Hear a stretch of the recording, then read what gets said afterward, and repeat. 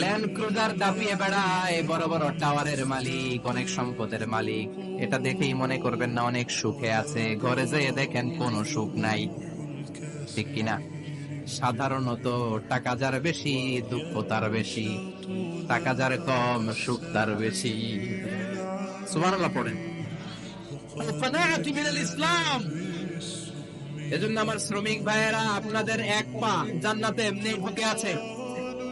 নামাজ পড়বেন, মা বাবার খেদমত করবেন, ইসলামের নিয়মগুলো মানবেন, দ্বিতীয় পাটাও জান্নাতে ঢুকায় দিবে কে?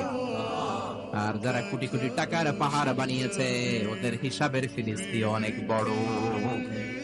বিশাল বাড়ির মালিক, ল্যান্ড ক্রুজার চালায়, সাবরোলেট চালায়, পোরশে, ফারারি, ল্যাম্বরগিনি চালায়, আছে না নাই? ঘরে সুখ নাই, রাতে ঘুম নাই, টেনশন আর টেনশন। 4টা ট্যাবলেট খেয়ে আধা ঘন্টা ঘুমাতে পারে না, এরকম ধনী আছে না নাই? সব ধনীরা আবার এক পাল্লায় মাইপেন না। হালাল পন্থায় মাথার ঘাম পায়ে ফেলে যেই ধনী ব্যবসায়ীরা বড় লোক হয়েছে, ওদের ঘরে ঠিকই শান্তি আছে।